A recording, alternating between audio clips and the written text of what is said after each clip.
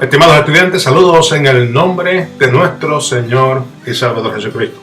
Bueno, ya nos estamos encontrando básicamente a mitad de este curso, un curso intensivo, corto, que está dando una vista, digamos, por así decir, aérea a unos 30.000 pies de altura de lo que es Dios y su misión, la cual ha sido encomendada a nosotros, la iglesia, para poder proclamar las verdades del Evangelio. Y cuando nosotros hablamos acerca de lo que es el tema de la misión de Dios, pues ciertamente pues tenemos que tocar un tema que es importantísimo, y es la conversión en el Nuevo Testamento. Así que cuando hablamos de conversión en el Nuevo Testamento, por supuesto, lo primero que viene a mi mente es Hechos capítulo 2, verso 47, que nos dice: alabando a Dios y hallando favor con todo el pueblo, y el Señor añadía cada día al número de ellos los que iban siendo salvos. Lo voy a repetir, y esta es la versión de la Biblia de las Américas. Alabando a Dios y hallando favor con todo el pueblo, y el Señor añadía cada día al número de ellos los que iban siendo salvos. Mire, cuando nosotros hablamos de conversión en el Nuevo Testamento, vemos unos detalles que son importantísimos. Hoy día nosotros, cuando hablamos de conversión, nos enfocamos totalmente al proceso en el cual la persona inicialmente viene a los pies de Cristo. Es decir, y esta persona, quien no era creyente, fue un día a la iglesia, fue impactado por la predicación de la palabra de Dios, y en ese momento hace una profesión pública de fe, y esa es una conversión. Los que nosotros pues tenemos un poco más de edad, nos acordamos de las grandes campañas que celebraba el evangelista Gigi Ávila, por ejemplo, o las cruzadas de Luis Palao o de Billy Graham, y pudiéramos nosotros ver en ellos que cuando se predicaba la palabra habían personas que eran impactadas por la misma, y el resultado eran personas quienes entonces pasaban al frente y hacían profesión de fe en una forma pública. Cuando nosotros hablamos de conversión en el Nuevo Testamento, desde el punto de vista de lo que era la iglesia apostólica, vemos ciertos elementos que son quizás un poco diferentes de lo que nosotros, de la generación de las grandes cruzadas evangelísticas, veíamos. Y hoy día tratamos nosotros justamente de hacer cruzadas o hacer campañas. Hay iglesias que todavía practican esto de hacer campañas evangelísticas. Yo tengo un concepto bien diferente quizás de muchas personas con respecto a esto, ya que para mí el concepto de campañas evangelísticas es evangelizar justamente a quienes no creen o quienes no han tenido una experiencia personal con Jesucristo. Hoy día se le llama a veces en algunas iglesias, particularmente las iglesias hispanas, hacen un evento, invitan a un predicador y se juntan 3, 4 iglesias y participan juntas de ese evento, y a eso ellos le llaman una campaña evangelística. Hay veces que tenemos nosotros predicadores quienes le llamamos evangelistas, y son básicamente personas quienes vienen y predican en la iglesia a personas que ya son creyentes. Así que cuando yo hablo de la persona que es evangelista, que tiene el don de evangelismo, no me estoy refiriendo necesariamente a ese concepto de Billy Graham, que fue muy popular en los años 60, 70, 80 y digamos hasta mediados de los años 90. Hoy día el concepto de evangelista ha regresado a lo que vemos nosotros en el Nuevo Testamento. Es decir, el evangelista Felipe en el Nuevo Testamento, no vemos en ninguna parte que hizo una cruzada evangelística en algún coliseo donde vinieron miles de personas a escuchar al evangelista Felipe. El evangelista Felipe se dedicó ya sea a hablar con individuos. Por ejemplo, había un etíope que se encontraba leyendo el libro de Isaías y necesitaba una interpretación y el Señor lo lleva hasta donde está este etíope. Y el evangelista Felipe utiliza esta explicación para traer a esta persona a los pies de Cristo. Y justamente al final la persona se convierte, es bautizada y regresa a su país. Y de hecho la tradición de la iglesia de Etiopía proviene justamente de esta conversión en la cual este eunuco etíope, quien era sirviente de la reina Candace, cuando regresa le predica el evangelio a la reina se convierte y eventualmente el evangelio se riega a lo largo y lo ancho de Etiopía. Y hoy día en Etiopía hay una iglesia, le llaman iglesia ortodoxa etíope, la cual proviene justamente de esta conversión. Así que vemos que es una conversión a un individuo y ese individuo le predica a otro individuo y unos a los otros continúan proclamando el evangelio. Vemos, sí, el evento de que, por ejemplo, el día de Pentecostés, Pedro predica y se convierte en 3,000 personas. Así que pudiera ser que fue un evento multitudinario de personas que se convierten. Sin embargo, esta es una excepción a la regla. En términos generales, cuando hablamos de evangelización dentro del Nuevo Testamento, lo que vemos es una persona hablando con otra persona o con un pequeño grupo de personas, como en el caso de Pedro cuando va a evangelizar a Cornelio y a su familia, y esta familia acepta el evangelio y es llena del Espíritu Santo. Así que cuando vemos nosotros estos conceptos, entonces lo que vemos a veces que llamamos que el evangelista José Hernández va a predicar en nuestra iglesia y lo que se reúnen allí son todos cristianos evangélicos y quizás hermanos de otras congregaciones evangélicas van también a participar del culto. Bueno, realmente allí hay una celebración, ciertamente, hay una celebración de lo que Dios está haciendo, pero la campaña evangelística no está ocurriendo. Y ese hermano José Hernández que está predicando, pues realmente en ese momento su rol no es de evangelista, realmente su rol en ese momento es de ser un predicador itinerante que llegó a esa iglesia y trajo un mensaje para esa audiencia en particular.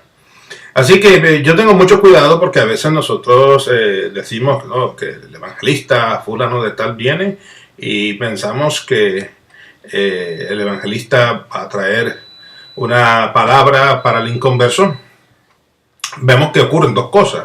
Número uno, que el predicador no trae un mensaje para el inconverso, un mensaje para los evangélicos que se encuentran allí sentados en las sillas de la iglesia.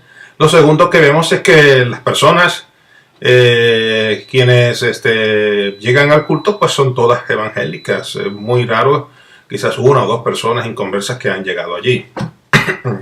Hay otro elemento que me llama la atención y es el hecho de que hay veces que el pastor, la pastora le indica a la congregación vamos a tener una campaña con el evangelista fulano de tal, traigan a un amigo o una amiga. Y esa persona dice, bueno, pero es que todos mis amigos están aquí en la iglesia. Y es porque ha habido un gran problema a lo largo y lo ancho de los años en la iglesia evangélica.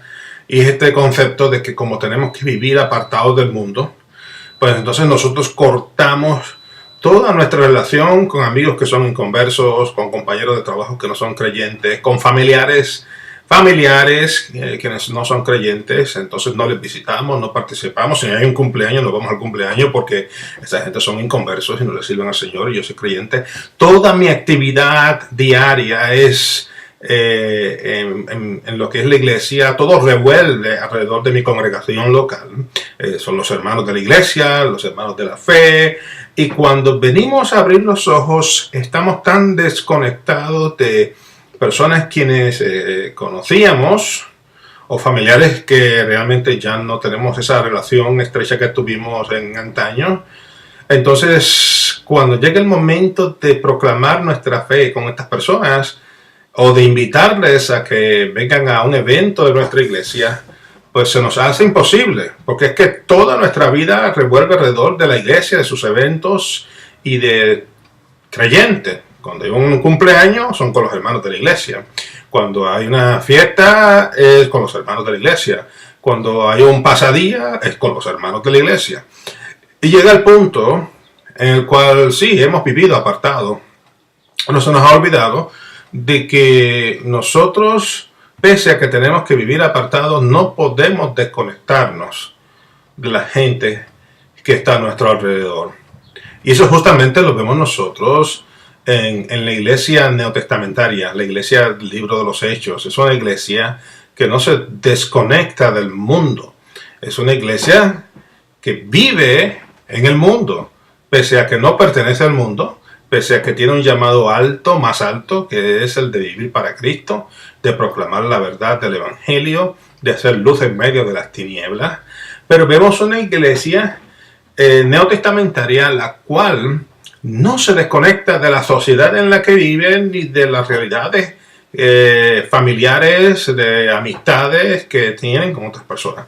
Aún lo vemos nosotros, por eso fue que el apóstol Pablo hace mucho hincapié en que pese a que hay relaciones fuera de la iglesia, pues no podían ellos comer comida dedicada a los ídolos y no podían ellos hacer ciertas cosas que la gente gentil hacían en aquellos instantes.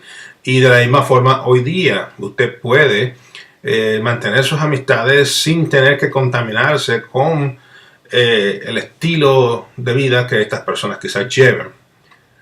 Es importante eso, porque es la única forma en la cual podemos nosotros proclamar el Evangelio. Otro elemento que vemos en la conversión del Nuevo Testamento es el hecho de que la gente se convertían por el elemento del evangelismo relacional. Es decir, en aquellos tiempos no repartían tratados, como en nuestros países. Justamente hace unos días recibí un correo electrónico de un pastor de la Argentina, y este hermano me dijo: yo hace años estuve en un evento y escuché al pastor Marcos Vidal hablando de España y de las realidades que hay en España, y me gustaría hacer un viaje misionero de un par de semanas y poder ser de bendición allí. Y me preguntó él qué eventos se podían celebrar allí. Y yo pues le respondí, porque entiendo que la realidad latinoamericana es completamente diferente a lo que es la realidad aquí en España y en Europa en términos generales. Así que le indiqué, le dije: bueno, puedes venir, pero aquí el asunto de repartir tratados no lo puedes hacer. El asunto de predicar con altavoces, el dar un culto en la calle, no lo puedes hacer. El estar tocando las puertas como los testigos de Jehová tampoco se permite por ley aquí en España. Así que entonces la labor evangelística tuya es limitada. Tampoco nosotros aquí en Europa hacemos viajes misioneros para venir a pintar iglesias o para hacer ese tipo de cosas. Así que más bien lo que funciona aquí es el evangelismo relacional. El evangelismo relacional no toma 30 segundos con un tratado que tú le dejas a una persona. Más bien trata de un proceso de amistad. Y eso es algo que entonces los que están aquí localmente son los que tienen la responsabilidad de poder establecer esa amistad con esa persona.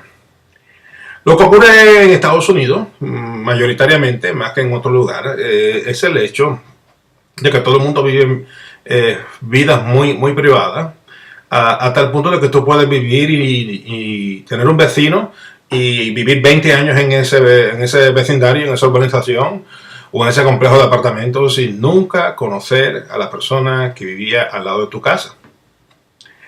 Porque vive todo el mundo extremadamente desconectado.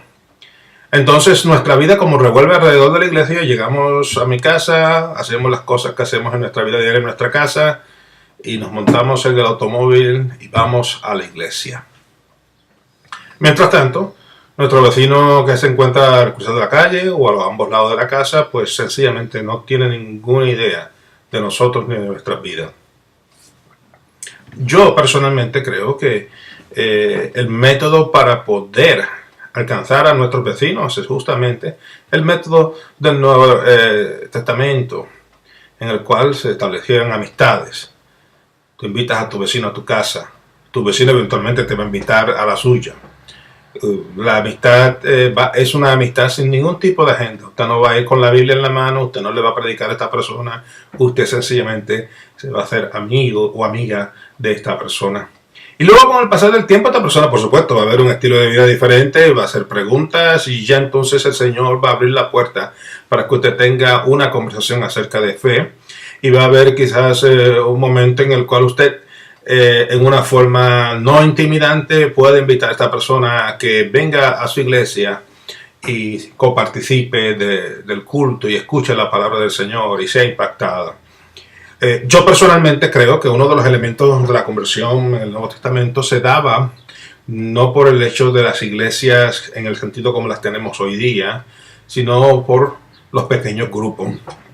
Las iglesias en aquellos entonces, estamos hablando ya del primer siglo, la iglesia del libro de los Hechos, por ejemplo, eran iglesias caseras, eran iglesias que se reunían en las casas, no se reunían en un edificio públicamente como lo hacemos hoy día.